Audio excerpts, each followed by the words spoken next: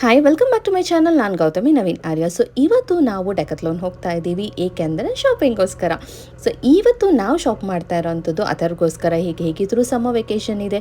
Summer ವೆಕೇಷನ್ನಲ್ಲಿ ಮಕ್ಕಳನ್ನಂತೂ ಮನೇಲಿ ಇಟ್ಕೊಳ್ಳೋಕ್ಕಾಗಲ್ಲ. ಈ ಬ್ಯಾಂಗ್ಳೂರಲ್ಲಿ ನಾವಿದ್ದೀವಿ ಅಂದ್ರೆ ಅವ್ರಿಗೆ ಏನಾದರೂ ಆ್ಯಕ್ಟಿವಿಟೀಸ್ ಕಲಿಸ್ತಾನೆ ಇರಬೇಕು. ಮನೇಲಿದ್ದರೆ ಹಾಗೆ ಐಡಲ್ ಆಗಿರ್ತಾರೆ. ಸೊ ನಾವು ಅಂದ್ಕೊಂಡ್ವಿ ಈ ಸಮ್ಮರ್ ವೆಕೇಷನಲ್ಲಿ ಅವನ್ನ ನಾವು ಸ್ವಿಮ್ಮಿಂಗ್ ಕ್ಲಾಸಿಗೆ ಹಾಕೋಣ ಅಂತ. ಸೊ ಸ್ವಿಮ್ ವೇರ್ ಏನೇನು ಆಕ್ಸೆಸರೀಸ್ ಎಲ್ಲ ಬೇಕು ಎಲ್ಲನೂ ನಾವು ತೊಗೊಳೋದಕ್ಕೆ ಅಂತ ಹೋದ್ವಿ. ಸೊ ನಿಮ್ಮೆಲ್ಲರಿಗೂ ಗೊತ್ತಿರೋ ಹಾಗೆ ಈ ಥರ ಏನಾದರೂ ಆಕ್ಸೆಸರೀಸ್ ನಿಮಗೆ ಬೇಕು, ಎಲ್ಲ ಸ್ಪೋರ್ಟ್ಸ್ ಆಕ್ಸೆಸರೀಸ್ ಅಂತಲೇ ಹೇಳ್ಬೋದು, ಸ್ಪೋರ್ಟ್ಸ್ ವೇರ್ ಎಲ್ಲನೂ ಬೇಕು ಅಂದರೆ Decathlon is the best place to shop ಅಂತ ಹೇಳ್ಬೋದು. ಸೊ ನೀವು ನೋಡ್ತಾ ಇರ್ಬೋದು, ಎಲ್ಲ ಬಟ್ಟೆನೂ ಹಾಕಿ ಟ್ರೈ ಮಾಡ್ತಾ ಇದ್ದ. ಹೇಳಬೇಕಂದ್ರೆ ಇದು ಪುಟ್ಟದಾಗಿದೆ, ಇವನಿಗೆ ಸೈಜ್ಗೆ ಬಟ್ಟೆನೇ ಸಿಗಲ್ಲ. ಎಲ್ಲಿ ಹೋದರೂ ಇವೊಂದು ಅದೊಂದು ಪ್ರಾಬ್ಲಮ್. ಒಂದು ಚಿಕ್ಕ ಮಕ್ಕಳಿಗಿರುತ್ತೆ, ಎಲ್ಲ ದೊಡ್ಡವರಿಗಿರುತ್ತೆ. ಅದರಲ್ಲೂ ಇದರಲ್ಲೂ ಹಾಗೆ ಹೀಗೆ ಹುಡುಕಿ ಒಂದು ಬಟ್ಟೆನ ನಾವು ಸೆಲೆಕ್ಟ್ ಮಾಡಿದ್ವಿ. ಒಂದು 4-5 ತೊಗೊಂಡಿದ್ವಿ. ಎಲ್ಲ ಬಂದು 6 to 7 ಇಯರ್ಸ್ ಅಥವಾ 7 to 8 ಇಯರ್ಸ್ ಆ ಥರದೇ. ಬಟ್ ಅವನಿಗೆ ತುಂಬ ದೊಡ್ಡದಾಗ್ತಾಯಿತ್ತು. ಓಕೆ ಫೈನ್ ಅಂತ ಹೇಳಿಬಿಟ್ಟು ಅದರಲ್ಲೇ ಯಾವುದೋ ಒಂದನ್ನು ಚೂಸ್ ಮಾಡಿದ್ವಿ. ಸೊ ನಿಮ್ಮ ಮಕ್ಕಳನ್ನೂ ಅಷ್ಟೇ ಈಗ ಸಮ್ಮರ್ ವೆಕೇಷನಲ್ಲಿ ಏನು ಮಾಡ್ತಾಯಿದ್ದೀರಾ? ಬಿಕಾಸ್ ಇವಾಗ ಯಾರೂ ಮಕ್ಕಳನ್ನ ಮನೇಲಿ ಇಟ್ಕೊಳ್ಳೋದಕ್ಕೆ ಇಷ್ಟಪಡಲ್ಲ. ಬಿಕಾಸ್ ಇದು ಒಂದು ಟೈಮ್ ಅವ್ರಿಗೆ. ಈ ಟೈಮಲ್ಲಿ ಅವ್ರಿಗೆ ನಾವೇನಾದರೂ ಆ್ಯಕ್ಟಿವಿಟೀಸ್ಗೆ ಸೇರಿಸ್ಬೇಕು. ಮನೇಲೆ ಹಾಗೆ ಇಟ್ಕೊಂಡಿದ್ರೆ ಏನಾಗ್ತಾರೆ ಅಂದರೆ ಅವ್ರಿಗೆ ಸ್ಕೂಲ್ ಟಚ್ಚು ಹೋಗಿಬಿಡುತ್ತೆ. ಮನೇಲಿ ಸುಮ್ಮನೆ ಆಟ ಇಟ್ಕೊಂಡಿರ್ತಾರೆ. ಅದರಿಂದ ಈ ಥರ ಎಕ್ಸ್ಟ್ರಾ ಕರಿಕ್ಯುಲರ್ ಆ್ಯಕ್ಟಿವಿಟೀಸ್ ಏನಾದರೂ ಅವರು ಒಂದೊಂದು ಕಲಿತಾ ಹೋಗಬೇಕು.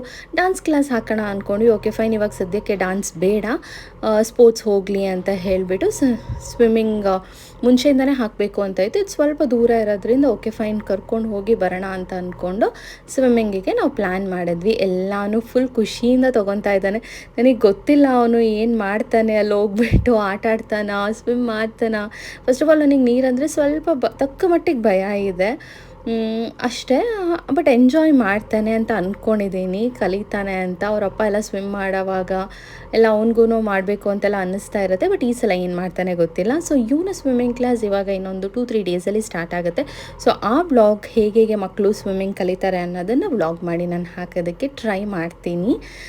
ಸೊ ಪ್ರತಿಯೊಂದನ್ನು ಅವನಿಗೆ ಯಾವ ಕಲರ್ ಇಷ್ಟ ಆಗುತ್ತೆ ಎಲ್ಲನೂ ಚೂಸ್ ಮಾಡಿ ಕೊಟ್ವಿ.